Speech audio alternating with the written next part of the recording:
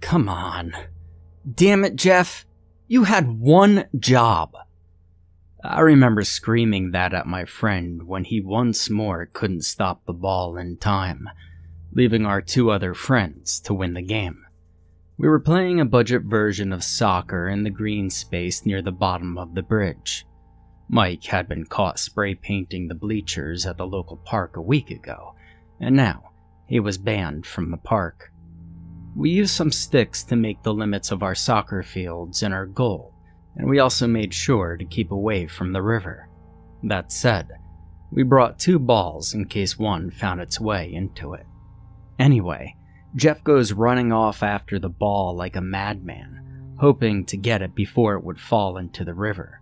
He miraculously did, but he didn't return instantly. Holding the ball in his hands, he was staring at something under the bridge. Soon enough, he called the 3 of us over. There was a crack, not just a small one. It was in the concrete under the bridge. Now, mind you, I was 13 years old, so I wasn't really thinking about notifying my town.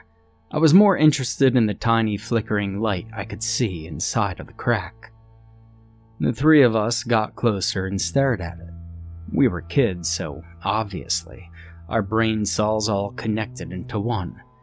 The fracture was big enough to let us in, but not an adult.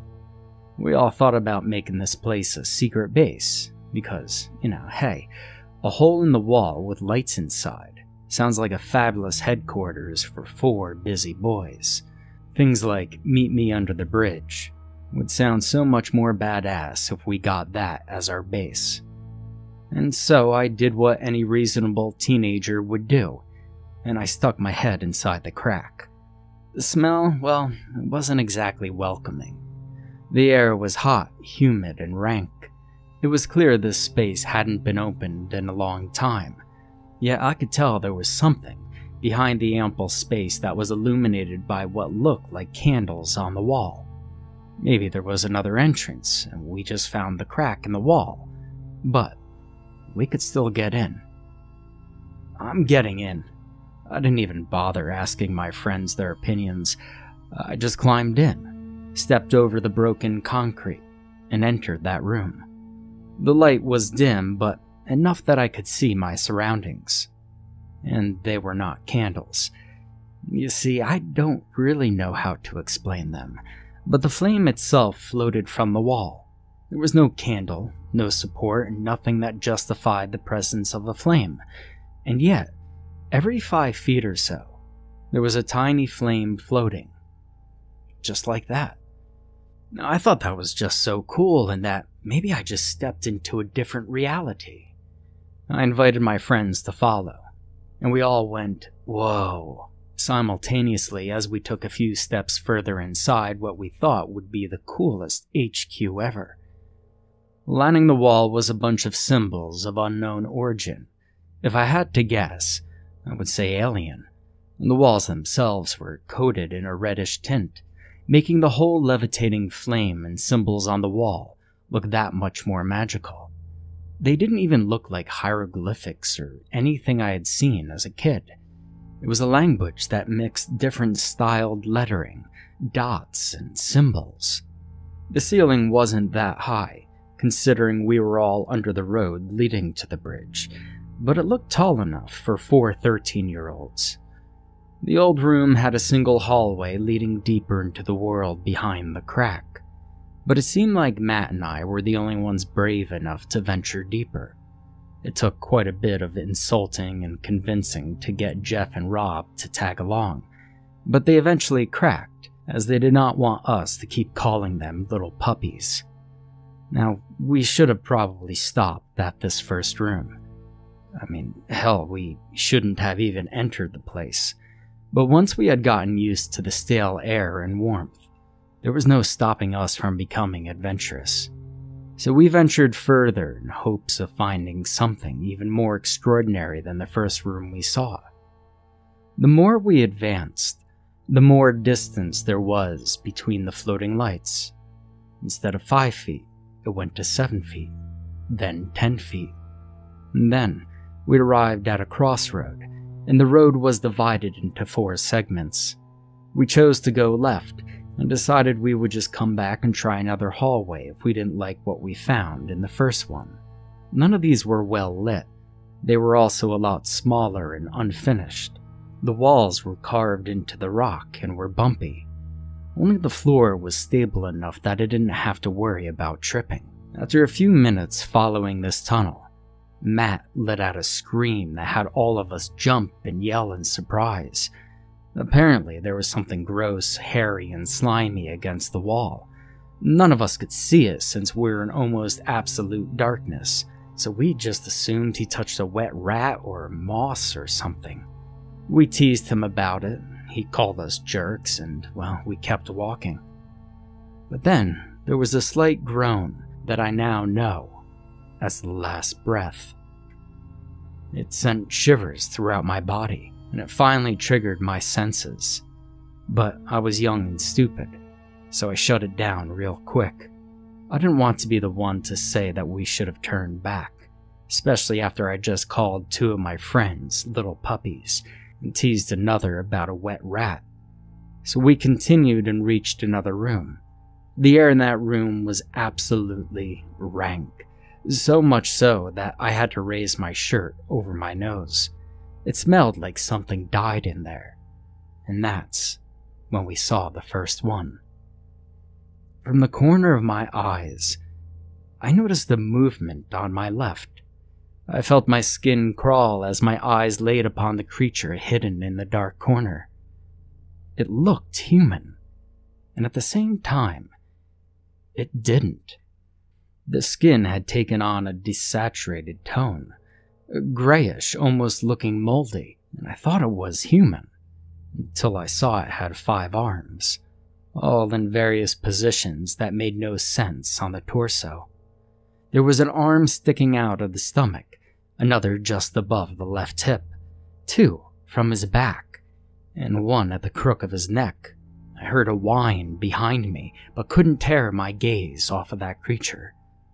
My friend could be pissing himself, and I'd be missing the opportunity of the year for a tease, but I couldn't stop looking.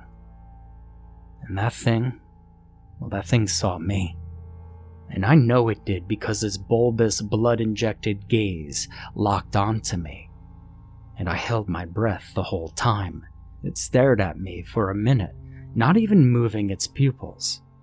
It stared at me with that fixated, creepy gaze for an entire minute, and then it looked away, completely uninterested. And my heart was hammering in my chest and my knees were trembling, but that thing had no interest in me. In fact, it seemed to want to sink itself into the wall even further, now that it realized that we were there and that we saw it. I swallowed thickly, and my good friend Matt suggested that we turn back. Now, I agreed with him this time, except that when we turned around, the tunnel we'd come from wasn't there anymore. I thought my eyes were messing with me, but no. Even in the darkness of the room, I could see 2 more entrances to this space, none of which was in the same one that we came from. One was on the opposite wall, and the other was at a distance far superior to what we'd traveled. We still decided to go with that one since it was the only one that seemed to go in the direction from which we came. Needless to say, after seeing that, we all scratched the idea of making the world behind the crack under the bridge our new HQ. I was thinking treehouse at this point. So we made our way into the tunnel and entered it, like the one we'd used to get here. It was barely lit and carved into the rocks. It reassured me a little because it felt familiar, except for the smell in the air itself. The air was colder than anywhere we had been in this underground, and the breeze I had felt had me shivering.